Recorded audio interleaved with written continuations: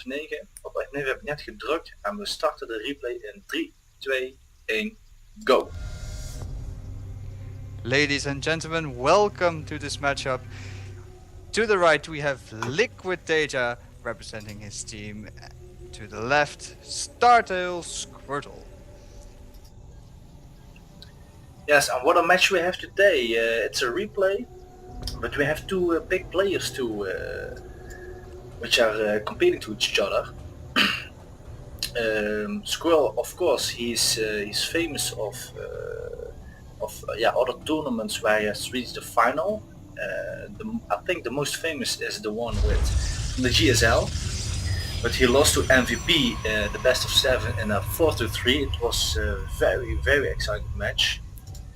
It looks like when he's in finals he got some nerves.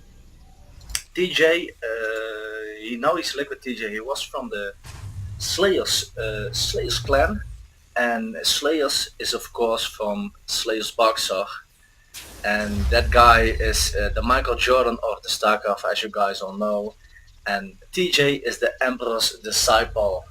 So we've got two big names, competing to each other. And are you excited, BigBird? I'm very excited to see this.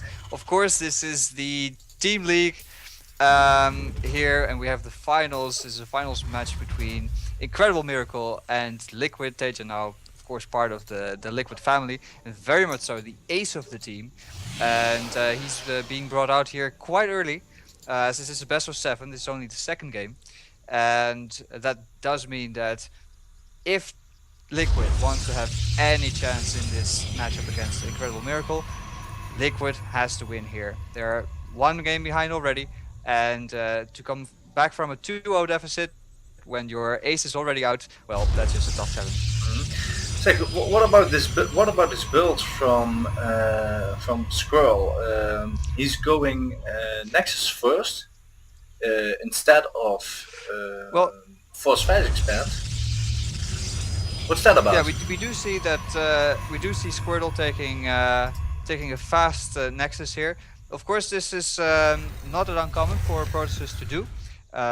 This is Stalrim Altar, quite a big map, and that means that they can get away with it. They have enough opportunity to get these sentries up, get their units up, their defense against any early marine push. Mm-hmm. Okay, and we see that Teja is scouting in the opposite, the cross position direction. That's what I also normally do, because you're a Terran, you love to drop. If the opponent is near to you, it takes less time, so you can be a little more aggressive. But Teja actually finds nothing here. What about you? Do you always, as a Terran, because you play Terran, we know all that, do you also always scout cross position? Well, yes, what you say is quite true. You do love to scout the cross position, but of course it's never a good thing to find your opponent. Last we see TJ here going to the bottom. Then, well, of course now he knows. I suppose now he does know for sure that he is going to scout Squirtle last, and that may mean that the Stalker will be already up and he won't be able to see anything of Squirtle's build. So that can be quite a big thing. The scout is so late now that he won't be able to get any information, or at least Squirtle should be able to deny it. And as we know, Teldorim Alton it's a big map, so of course first expansion, then the army, and then they probably will get the collision to each other. Wait, does Skrull already knows where Liquid TJ is at? Yes, he does. So this Zelnaga watchtower in the north is a very important location, and Squirrel already has taken it, and he also has taken the location. But look at Teja's build here. I think he's making Squirtle believe that he is going for an expansion. That's why we see the bunker here. Yes, that's true. This SFV might actually be gearing up to take one, but instead Teja is going for the Banshee play, and he started his cloaking field before he went for the Banshee. So that when that Banshee will arrive, it will almost have cloak done. Some poke at the front here, and well, he does see the base. Does he notice that it is late though? Because of course Teja going for the 1-1-1 build, his expansion is quite later than normal, and Squirtle might have noticed. Does he react in time? Well, Teja hasn't seen anything, any structure of Squirrel yet, and that's yeah, it could be that he also has chosen for the Banshee because it's an harass and a scout in one time. And that's a smart thing to do because you want to. He has to know what he's building. If you don't know that at this level of performance, you're lost immediately if you don't know what your opponent is doing. You're absolutely right. Yes, and Of course, the Banshee is doing some damage now. Only got 1 kill so far, but there's the cloak, and well, of course the observer is being warped in right now. Is being chrono boosted, but well, it's still a ways off. And getting the probes in the gas in the simulator, and the Banshee already has 6 kills, 7, and well, this Banshee already paid for itself. yes, most. Now the observer is out though, so Teja, sorry, should be able to deflect this now. Okay, but most times when you attack with your Banshee, go for the probes at the gas, because if you attack the gas, it takes APM from your opponent to put those probes back on it. And Oh, the Banshee survives. that's Sorry to interrupt you. wow, that's nice control. Let's see, and now the North Tower is taken by Teja, and he's got a tank out already. These guys are also fast, and the Raven is coming up, which is really nice. The Stalkers. In the main base. Oh, look at this push. I like this very much. Teja is pulling his army down towards his tanks, and then the Banshee is coming into to the main. But he lost his Banshee, and he has a second one, but he lost the first one. His first Banshee, I think, has gotten 13 kills, and well, his second one may have died, but he got a third out already, and is ramping up the kills. So let's see how many units there were killed now. Double eBay going down. Of course, Squirrel just saying, well, if I'm losing so many probes, I will just build more. Which is what he's doing. He's actually 1 probe ahead of Teja at this point. It's 40. There, the observer gets sniped in. Yes, nice pickup.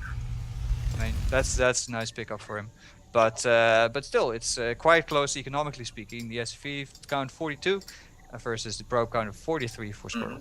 And the Banshee of Liquid Teja is hanging in the back of the base of Squirrel. You can see it with the observer, but just out of reach of the stalkers which are there. Yes, and this is just to keep these 2 stalkers in the back, to keep Squirtle occupied.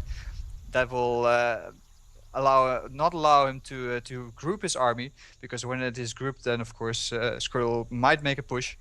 And well, Terran the harassment is there, but of course the army isn't. If you look at the army tab, 4 zealots, 8 stalkers, and 4 sentries. Well, it can deal with these marines and a single tank without siege, if they are microed properly and if they got caught out of position. Yes, and Squirrel doesn't want to get all the time distract his attention. That's why he's placing cannons. Cannons react automatically on Banshees, and they win from Banshees. Yeah, that's quite true. And when he gets his second Colossus up and these cannons in the back, then I feel this might be his opportunity to take a base and go and attack Teja. He's destroying the destructible rocks for his third base, and we see Teja already has got his third base up at the bottom of his main base. And here's coming another Banshee trying to harass, but an observer catching it really great. The production tab of Teja, it's really crazy. 3 SCVs on one time, barracks, starport, he builds everything he can, and it's really incredible to see. And meanwhile, Squirrel is trying to reach the North Zelnaga watchtower, which he gets, and that's a very important tower to reach. I think when you're in this position, while you're not crossed. Yeah, and you see, this was just a defensive move out. He wants to get the watchtower and get Teja to be on to feel that he is on the defensive a bit, while Squirtle takes his third base. And this is quite a nice play. You see this quite often, of course. But that little push to the watchtower, it made this expansion completely safe. That's true, yes. And 3 benches on the way already. Attacking the Stalker, that's an easy snack. Here we get, probably will get the fire, of course. No, he doesn't. Yes, with some micro it could be. He really wants to get it, but no, he doesn't. Hunger for the pine, and it's got only 32 HP left. And we see, will he try again? Well, he gets a sentry, he gets the second one, and there, well, yes, he does get it. Well, he really wanted that. Meanwhile, we see Squirtle already preparing to take his fourth base, putting a pylon there just to make sure that it also gives him vision, of course, there, but it makes it easier for him to expand there later. This guy, the Squirtle, is really a good pro gamer because he doesn't want to expand in the direction of TJ because of the harass, maybe drops or whatsoever. So this is a good decision to expand in the south. Oh, look at that! Hellion already scouted it, but what's going to be warped in? A Zealot. He will take care of it. Yes, of course, this Hellion could kite the Zealot all day, but that's not really the intention of Teja. He just wants to get the information. He knows that the third is up. He knows that there might be a fourth coming, and well, he immediately sends his Banshees down to take care of this lone poor Zealot and the yes, pylon. and we see, of course, the upgrade Mobius reactor. So I'll expect to see some ghosts soon, which is needed for the High Templars, which are already out, and the storm is always complete. And the storm is almost done. So yeah, that's really a nice thing there. The timing will be just about right. Oh, but meanwhile, there's something incoming in the base, and that's the barracks. So he sees everything now. He knows what to do. And here at the bottom, you see the Medevacs with the siege tank. We just see the push here, and Teja being so annoying. He doesn't do that much damage, but he's keeping Squirtle on the defensive, and whereas his army of Squirtles actually quite a bit stronger, but he is now supply blocked, and slowly Teja is creeping up. He just sacrifices the tank just to see the army composition. He knows there are speedlots out, and knows there are Templar out as well, and which is yes, and the Glosses, of course, but that's normal. And we see at the back there are coming Banshees are coming in. Benches are added again. Of course, these 3 benches together are so strong that this single stalker won't be able to stop them. And well, there it goes. It does give him all the information he needs, of course. So these benches will make a quick getaway. He shouldn't lose anything here. No, he doesn't. And immediately we see Teja moving forward with his army again. This guy has, has such a strong command of his army, and this is such a smart play. And he just gets the simulator, which is very annoying because it costs Squirtle his gas, and then he just walks back again. Sure. Let's see what the ammo value would be. I can select that. Okay. Army supply. Well, the army supply is a little favor of DJ, which is quite normal because Protoss normally. Oh, we have a big engagement in the middle here. These, of course, these points. Just coming up. Oh, the storms! Did he hit something? Yes, he did. But the units did not die.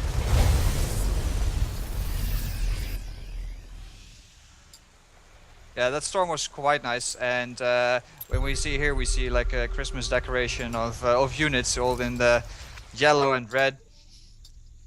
Of course, these Medevacs are healing, but Colossus count of Squirtle really. Oh, nice EMP's. Ja, je loopt voor op mij, hè? Ik heb die EMP's nog niet gezien.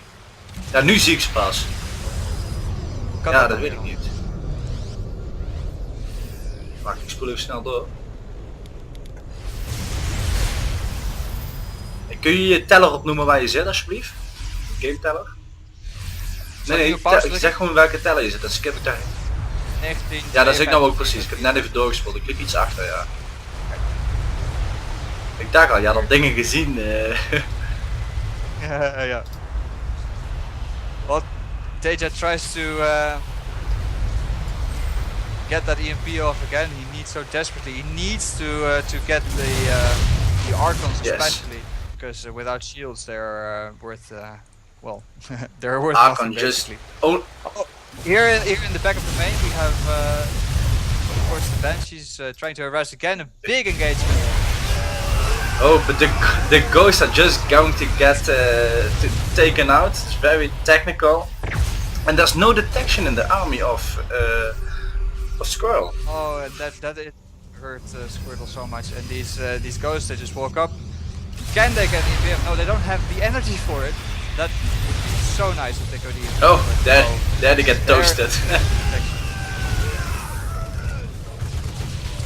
But this will give Teja the opportunity to actually take down the Nexus.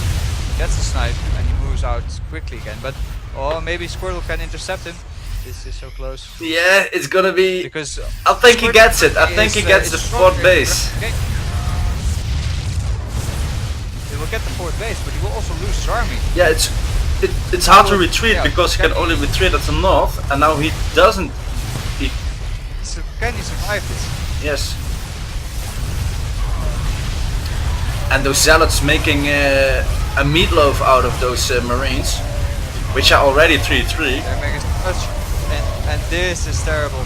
Now he lost his army. It's he's down in supply. 126 for Teja, 155 for Squirtle, and this army, this Protoss Death Ball, he didn't lose. Well, he lost one Colossus, but those are his the real units that he wants to keep. He has 5 Archons, and this is such a strong push. But look at Teja's ghost count. How much is it? It's 17 ghosts. 18 ghosts. You gotta be kidding. Energy. So well, Teja might be able to hold this, but it's still quite a precarious position. And of course, Squirtle retaking his 4th base, where well, yeah, Teja has moved out of his own 4th. I missed that. Was there an attack here at the 4th Teja? It must have been, because well, the orbital command is lifted and is now sitting in. Teja's own indeed, we missed it, perhaps, probably. But in a late game of TvP, for the Terran player, it's really important that you can control those ghosts very, very effective. And most players in the lower leagues don't have that control, so TvP is in the lower leagues. It's an easier win for the Protoss to have. But these guys are pros. They know what to do. They are definitely pros, and it's just very enjoyable to watch. And he's keeping his ghosts at the back, so they can't get any unfortunate snipes or storms on them. But well, yeah, not too much happening at the moment. Teja back up to 200, and both are moving their armies out. But no, Squirtle decides to stay back. He's upgrading illusions right now. That's quite interesting. Squirrel. Oh no, he cancelled it. Yeah, I didn't see it, sorry. No, I thought he would. No, he cancelled it. But so what's the upgrade state as well? Squirtle almost done upgrading his +3 level shields, and well, Teja getting having all the upgrades he wants. Just a single attack upgrade on the Vikings though, but there are only, well, actually, Squirtle has been building some Colossus. He has a really strong army. Oh, but this engagement is really nice. Just picking off the side of the army there, getting a nice concave, some nice control. And Squirtle has to regroup. Well, he was watching the Zarnaga Watchtower from there, so he saw what was coming to them, and now. Yeah, that was really odd. He didn't really react to it until his army was attacked. And well, that at least cost his Marauders are just looking for a 5th base here in the south, but they're just standing there. And here, and of course, can take down the guys. And Teja immediately stims and takes down a building. But well, these Marauders they're happy. They're firing away. They got On the high ground, nice view. And now we do see that Squirtle again moving back. As you can see, actually, he's trying to defend just his half of the map, not going Ghosts are forward moving too forward. much, and to expansion downward instead of towards his opponent. You mentioned it already. Whereas Teja, on the other hand, look at the placement of that new fourth base. It's really it's next to the Squirtle main. Yes, he really also needs to cancel, I believe, the Nexus in the south. Oh, nice EMPs on the army there, catching a lot of Archons. Really nice. Ja, je loopt weer voor, jongen. Ik snap dan, ik zie die IMP's nou pas, hè. Ik snap er niks van. 28 paal, 13, 14, 15. 18, wat zeg je? 28, 20, 21, Nee joh, ik zit op 15 of zo, wacht even. Tel door, tel door. Goed. 30, 31, 32, 33, 34. Oké, dan zit ik wel goed, dan zit ik wel goed. Well, we counted through that massive battle.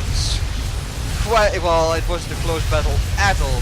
Teja just wrecked through the army using the EMPs. Quite a lot of his ghosts died, but it doesn't matter.